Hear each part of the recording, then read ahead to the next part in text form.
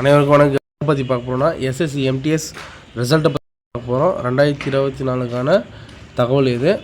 யாரெல்லாம் எக்ஸாம் எழுதினீங்களோ அவங்களாம் கண்டிப்பாக இந்த வீடியோ எல்லோரும் முழுமையாக வாட்ச் பண்ணுங்கள். ரிசல்ட் எப்போ வரும், எந்த அளவுக்கு கட் ஆஃப் வைப்பாங்க, நம்ம எந்த விஷயத்தை நம்ம தெரிஞ்சிருக்கணும். அடுத்த முறை யாருன்னா எம்டிஎஸ் எக்ஸாம் எழுத போகிறீங்களா இருந்தால் கண்டிப்பாக இந்த வீடியோ தெளிவாக உங்களுக்கு பாருங்கள். எந்த அளவுக்கு நீங்கள் ஸ்கோர் பண்ணால் இந்த ஜாப் வாங்க முடியுன்றது தெளிவாக உங்களுக்கு ஒன் பை ஒன்னாக உங்களுக்கு புரிய வரும். சரிங்களா?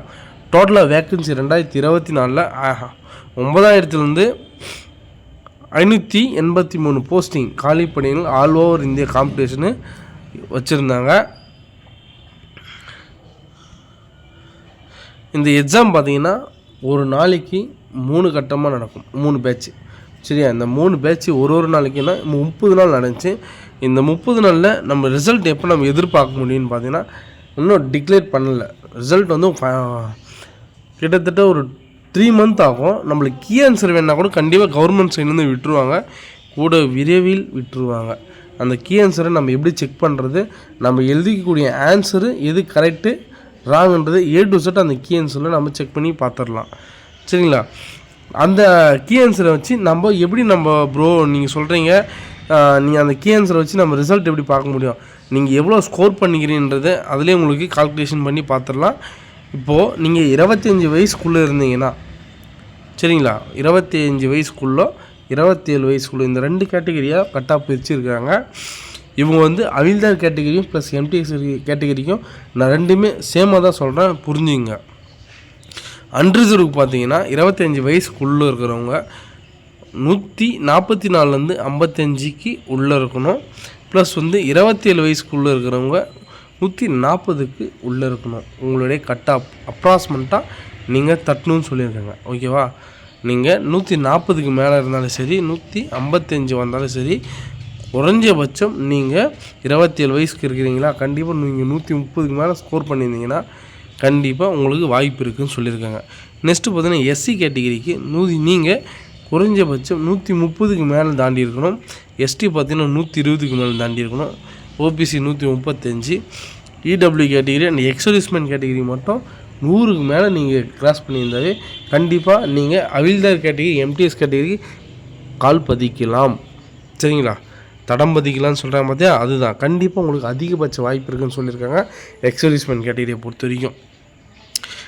இதே போல் எல்லா ஸ்டேட்லேயுமே ஒரு கட் ஆஃப் கன்ஃபார்மாக பிரிச்சுருப்பாங்க. நம்ம தமிழ்நாட்டுக்கு குறைஞ்சபட்சம் அளவு தான் எல்லா எம்டிஎஸுக்கும் எஸ்எஸ்சி மூலியமாக கட் ஆஃப் ரொம்ப லோவாக தான் வச்சுருக்காங்க. லாஸ்ட்டு எஸ்எஸ்சி ஜிடிக்கும் சேம் தமிழ்நாட்டுக்கு ரொம்ப கட் ஆஃப் கம்மி. அது ஏன்னு பார்த்தீங்கன்னா காம்படிஷனு கம்மியாக இருக்கலாம், அப்ளிகேஷன் போடுற விதம் கம்மியாக இருக்கலாம், இல்லை ஸ்கோர் பண்ணுற விதமே கம்மியாக இருக்கலாம். டஃப்பாக இருக்கும் கொஷின்னு, ஆனால் ஸ்கோர் பண்ணிக்கிற லெவல் கம்மியாக மார்க் எடுத்துருப்பாங்க. அதனால கூட உங்களுடைய கட் ஆஃப் லெவல் கம்மியாக வைக்கலாம். ஓகேவா? யாரெல்லாம் எம்டிஎஸ்க்கு எழுதியிருந்தீங்களோ எக்ஸாமு கண்டிப்பாக அவங்களுக்கு கூடிய விரைவில் சேம் இதே ப்ராசஸில் தான் உங்களுக்கு ரிசல்ட் வெளியாகும். சரிங்களா? அதனால் நீங்கள் படிக்கிறவங்க எஸ்எஸ்சிக்கு எம்டிஎஸ்க்கு படிக்கிறவங்க அவில்தாருக்கு படி நல்ல எஃபெக்ட் போடுங்க. ஓகேவா? உங்களுடைய கட் ஆஃப் லெவலும் 0.25 தான் வச்சுருக்காங்க. அதனால் நீங்கள் ஸ்கோர் பண்ணுற லெவல் நல்லாயிருக்கும்.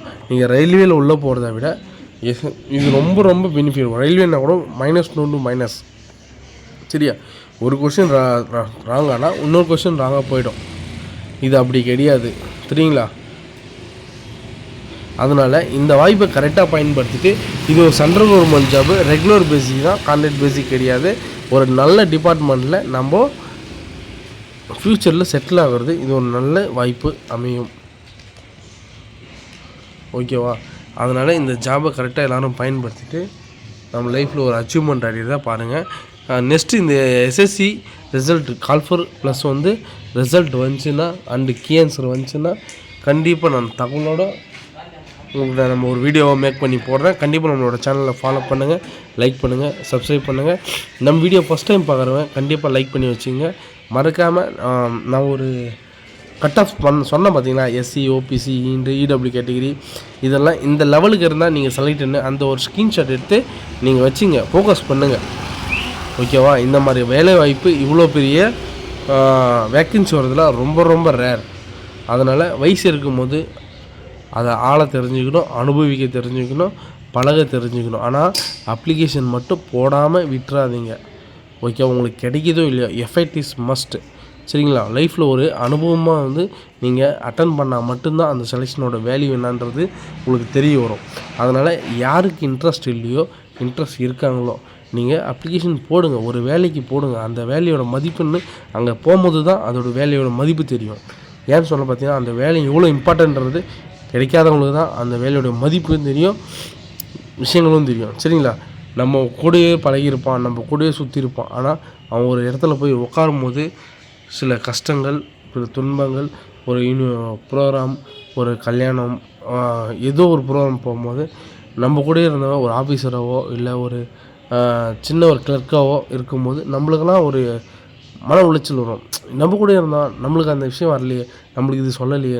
ஏன்னா 4 பேர் சொல்கிறத விட நம்ம சொல்கிறோம். நம்ம சேனலை ஃபாலோ பண்ணுங்கள், சில விஷயம் சொல்கிறோம், சில நோட்டிஃபிகேஷன் வரும், ஃபாலோ பண்ணுங்கள். சர்ப்ரைஸாக நல்ல ஜாபில் செட்டில் ஆக பாருங்கள். ஓகேவா? ஸோ ஓகே நண்பா, மறக்காமல் நம்ம சேனலை ஃபாலோ பண்ணுங்கள், லைக் பண்ணுங்கள், சப்ஸ்கிரைப் பண்ணுங்கள். தேங்க்யூ.